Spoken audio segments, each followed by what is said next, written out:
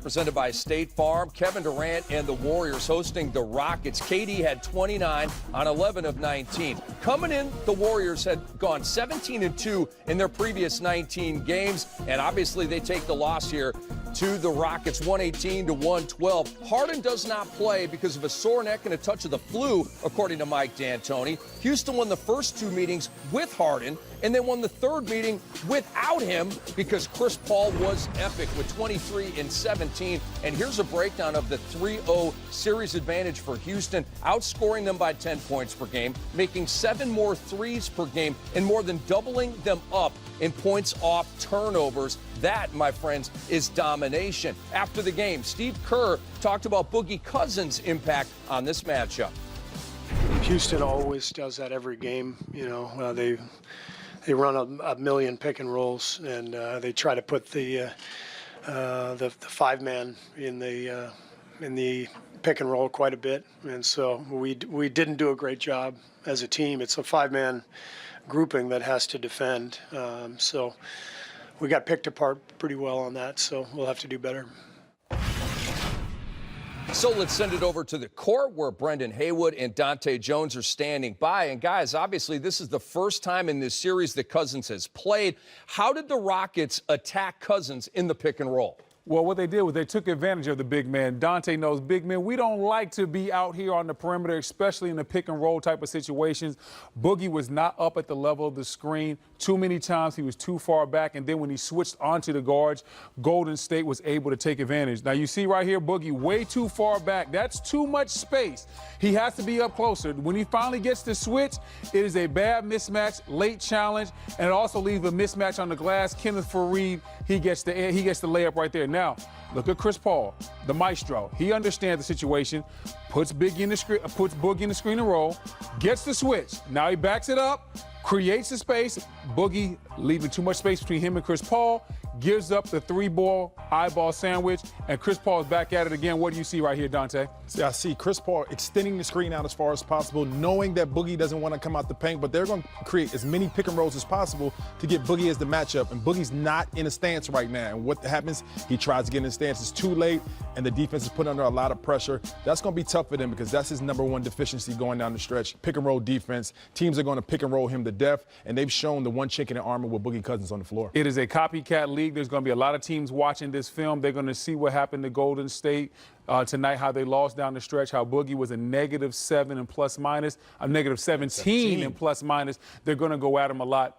Golden State's going to have to figure this out, or Boogie Cousins is not going to be able to finish games for them. Right, because number one, Golden State likes to switch pick and rolls, and they're not going to run a pick and roll normal coverage. They're not going to run it down. They're not going to run a high at the screen, which sometimes you did not want to do. I did not. But they're going to switch, and Boogie Cousins has to be better laterally defensively, guarding the small guards and offense and trying to get to the offensive glass coming from such a far distance out. That's going to be a struggle for Boogie because that's not what he does well. And when you look at the guards in the Western Conference, Chris Paul, Harden, you look at Russ, you look at Dame Lillard, C.J. McCollum, all those guards, James. They're going to, if they make it, all those guards and LeBron James, if he gets in, are all going to light up when they see Boogie on the perimeter trying to guard pick and roll situations. All right, fellas, great stuff. And the parade of highlights continues on Game Time, presented by State Farm. The shorthanded Mavericks were in Salt Lake City to face the Jazz. Donovan Mitchell was nice once again. And it was Ice Trae in Atlanta. Young and the Hawks hosting Ayton and the Suns in a rookie showdown. And how about Kevin Love? He had a big one as the Cavs played the Grizzlies. I see you, K-Love. Or that yoga. Everybody to get a rhythm with them both being there. I still think it's a good win for the Rockets. I think it's a confidence booster. This is one of those things that kind of tries to get them on the path to where they were last year. They understand they're not the same team, but a win like this can get them feeling like, hey, we were the best team in the league a year ago. A lot of those guys are still on that team, and this can be the win that can turn back the clock and remind them who they used to be. Well, we're going to be hearing from Steve Kerr, the head coach of the Warriors, in moments from Oracle. Hopefully it's spicy. That's the kind of sound that we prefer here on Game Time, presented by State Farm. But Draymond Green suffered an injury here tonight, and it was a factor for the Warriors, stepping on the foot of DeMarcus Cousins. If you missed it, here it is. And you can see him wincing and yelping and hobbling around and then going down. He would not return, and B-Wood, he looks to be in a lot of pain. Yeah, I'm looking at the injury, and I'm a little worried because I didn't really see it turn or anything. If I would have seen like a foot turn, I'm like, okay, sprained ankle. Or Right. something They're like that. calling it an ankle sprain, by the way, the Warriors. Okay, well, I'm not as worried because at first I thought it was the foot. There's a lot of different bones in the foot, and you can go a lot of different ways with that. If it's simply an ankle sprain, then he'll be okay, and that's not as much to worry about. Well, did it look like either like he jammed it, or it was like not an outside roll, but an inside roll? They call it an inverted sprain. Yeah, yeah. And as I'm with B. Wood, I didn't think it was an ankle sprain. I know that's what they're calling it, but I was looking at his foot being the problem, the issue here. And yes, they can call it that, but let's look at it, and hopefully it's not more of a foot issue with a broken bone or a bruised bones, because those are the things that take more time to heal later. Interesting. And you know, Brett, you guys played, like I said, a combined 27 years in the NBA. A lot of times a guy will sprain an ankle and you don't see the pain like that. You don't see the, like a part of your body is under attack. A lot of times it's an ankle roll. How's the noise go again? And it's sore. They at home appreciate the replay here live.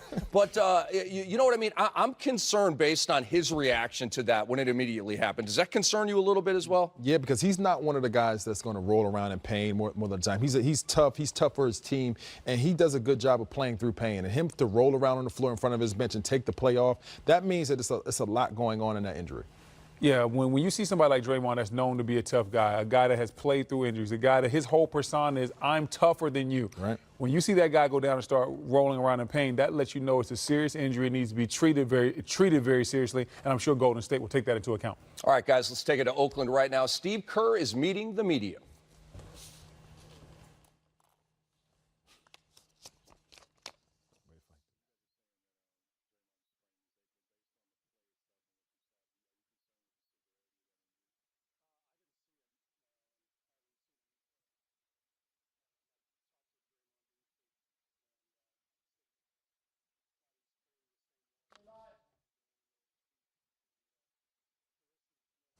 All right, ladies and gentlemen, we're having some audio issues. We're going to back it up, get the audio right, and replay that for you here in just a moment. Steve Kerr can't be happy with what happened here tonight. Again, the Warriors just dropped their third consecutive loss to the Rockets head up this year. Right, and that's somebody you could possibly see in the Western Conference Finals. The Rockets have been trending upward coming into this downward stretch, and we'll see if Draymond is out. That is something that's going to be a real problem because he's their defensive dynamo. He's their leader. He's their tough guy. He's the guy that gets them through the lulls and the drags of the season, and I pray that he's healthy. And Steve Kerr's not going to be happy with the way that the Golden State Warriors allowed the role players to really step up tonight. You can understand Chris Paul is good enough to get his 23 points, but when you look at P.J. Tucker with 18 points, then you look at Gerald Green with 10 points, Kenneth Faried 20 and 10, how good of a pickup has he been? I mean, you got to just shout out him just for his effort. And Dante, you know how hard it is when you're on the bench and you're buried to stay focused on the task at hand. He was left for dead in Brooklyn. He's able to come over here, help this team, and have a game like he had tonight. Since he's been there, he's just brought them tremendous energy. Well, when you see Kenneth Faried doing what he's doing, it's not a great look, right, for the teams that he was with before. This guy was literally banished, not playing a single minute, and now he's a 20-10 guy and a 15-7 guy. And he was literally on his way out of the NBA. Yes. But that's what shows about the NBA. It's not about, you can't play for every team. It's about the right fit. And if you find a team that you're fit for, that shows what you can produce and what you can get out there on a nightly basis. He's found a team that needs energy, that needs somebody that can play without the ball in their hands, that can rebound at a high level, that can give energy to other guys. So I'm happy for him that he's found a landing spot that he can continue his career at. And talk about how Mike D'Antoni is using him to get the best out of him relative to maybe how some other coaches didn't use him and didn't get the best out of him. The unique thing about Mike D'Antoni is he's not a guy that likes to hear about your faults. He doesn't want to hear about what you can't do. He wants to hear about what you can do. And then he's going to highlight what you do well. And you can see how he has morphed the system a little bit. When Chris Paul came in, he allowed him to take more mid-range jumpers than other players in the past. He wants you to play to what your strengths are, what you do best on the basketball court. A lot of coaches, they only know how to coach within a box. And if you go outside that box, they don't know how to reel it back in. Mike D'Antoni's done a great job of getting the most out of Kenneth Faried by letting him go outside the system. All right, guys, good stuff. And we have the audio fixed with the Steve Kerr post-game interview, so here it is. You got back into the game, though, tonight, and actually had a little bit of a lead there. What then happened that turned it back toward them in your mind? Same thing that was happening all game. Poor transition defense. That will be a major point of emphasis for us when we practice next. We're just not finding shooters. We're not protecting the rim. You know, Capella gets a wide open dunk. Maybe it was Fareed. I can't remember. A lot of three-point shots in transition for them. And then sloppy execution, forgetting plays, you know, not really understanding what we're trying to accomplish. So we got to get our minds right, you know, to play every night, because this is what you face in this league. A lot of great teams. Your new starting lineup now, I think this is their 11th game together. They played about 140 minutes or so, and I think they're slightly in the negative. Why do you think that kind of five-star lineup just hasn't really taken off yet? I think the lineup has been good at times. I just think there have been several games like this one where we got off to really slow starts, and we got to just be ready to play right from the beginning. But small sample size at this point, you know, for lineup combination stuff. So we'll watch the tape and try to get better, try to start better. Steve Cousins specifically was minus 17, by far the worst plus minus on your team. Did you think he was being attacked, and how did you think that whole thing went defensively attacked? Yeah, I mean, that's Houston always does that every game. You know, they run a million pick and rolls, and they try to put the five-man in the pick and roll quite a bit, and so we didn't do a great job as a team. It's a five-man grouping that has to defend, so we got picked apart pretty well on that, so we'll have to do better. Steve, kind of going back to the 15-0 run, start the game, you didn't call a timeout to break it up at all. What was the thought process there, and trying to let the guys kind of figure it out on their own? Or I'm not sure what I would have told them. Take a timeout and say, run a play, get back on defense, don't turn it over. It's, you know, usually you take a timeout if you see something, you want to make an adjustment. There's no adjustment to make when it's 15-0 and everybody's out there running in mud. So we got back in the game. So, you know, I thought Jordan Bell came in, did a nice job for us tonight. Hasn't been in the rotation much lately, so I was very proud of him for staying ready. And but you know, it wasn't enough. We just never had the traction. Even when we had the lead, it didn't feel like we played fundamentally sound basketball. DeMarcus, I think, has 6 turnovers, and he's been pretty inefficient maybe the last 7 or so games. Do you see the frustration kind of building with how he's playing offense? Sure, yeah, he's frustrated. I mean, think about what DeMarcus has been through, you know, with the year-long injury and the frustrating free agency. And so it's not an easy thing.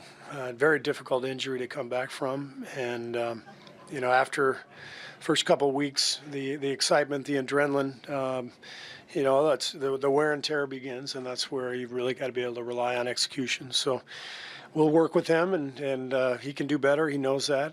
He's definitely frustrated, but you know, he cares. He's an emotional guy, and wants nothing more than to win and compete. And so we got to help him along, and he's got to help himself along as well. Did you move him out to the perimeter specifically in the second half? Looked like you were going to him on a low post early on. Didn't seem to work out. And was Cousins placed on the perimeter on purpose in that second half? Not really. I mean, that's, you know, we have different ways we can play, different actions, different plays. So I thought we got back into the game late first half with playing faster, playing more open. We didn't do anything specifically in the third quarter to try to keep him on the perimeter. We're just playing. Steve, is Draymond set for X-rays or an MRI? I have no idea. You know.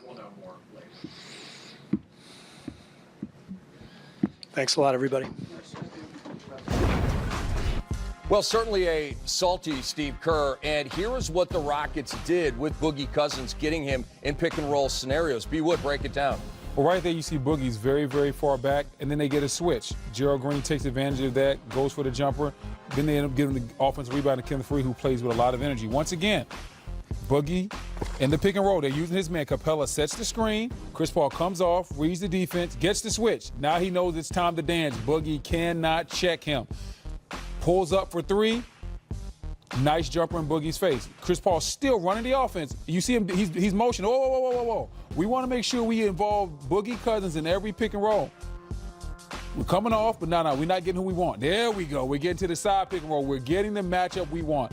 They are exploiting the weakness in the Golden State defense, and that is Boogie Cousins being way too far back in the screen rolls. And when he switches, he's not effective as far as guarding other players on the perimeter. And so that is something that Golden State Warriors, it's good they're seeing it now. This is what they're going to see in the playoffs. This is the chink in the armor. This is the only way you can basically combat the fact that they have this group of all-stars put together. Go at the weakest one. The weakest one defensively is Boogie Cousins.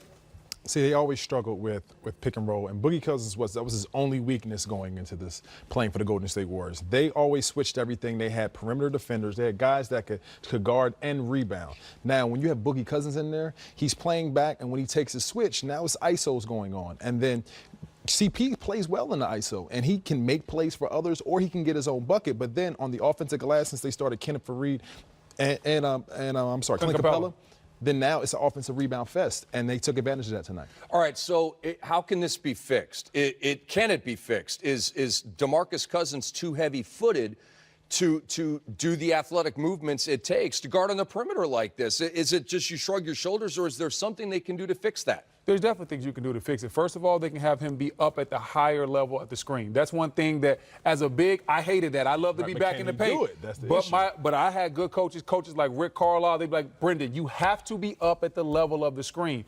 That is something that Boogie Cousins can do. It's something that he doesn't want to do. It's going to be new to him, but he has 25, 24 games or so to get used to it. He has to be up at the level of the screen, and that way they can maybe hedge and go under, or if they do have a switch, he's closer to the ball, he can be into the man, and then they can get more help. The issue with that is that goes against all their defensive principles. Yes. They like switching. They like making you be a one-on-one team. And Houston has the ability to be that team. And now Boogie has to play defense. Now he has some real responsibilities on the ball defense in the pick and roll. He can't go to it down because CP coming downhill in the pick and roll made it dangerous tonight. So now they have to find a way, unlike the years that they've won championships with, for a different type of pick and roll defense. And we got to see if they can make that adjustment. And that's the beauty of what Golden State used to do.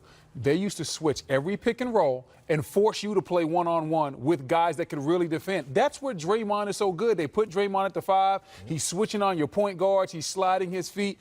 With Boogie Cousins, you have to adjust your defense, and this is where there's a lot of guards in that Western Conference. When you talk about Dame Lillard, when you talk about Russell Westbrook, all the rest of these teams, they're seeing what happened tonight. And if they get into a playoff series with the Golden State Warriors, best believe they're going to involve Boogie Cousins in every middle pick and roll, side screen and roll that they can, because they want to take advantage of that matchup. And especially when you have Steph and Boogie in the screen and roll, now you can put their 2 worst defenders in a pick and roll situation and force them to have to make a decision. Are they going to switch it or are they not? We can attack either guy. And you think about it, Golden State struggled defending the pick and roll without James Harden, who's an awesome pick and roll player. Steve Kerr did say, quote, about DeMarcus Cousins, quote, he's definitely frustrated on that 3 that Paul hit. You saw him, kind of do that and hang his head a little bit.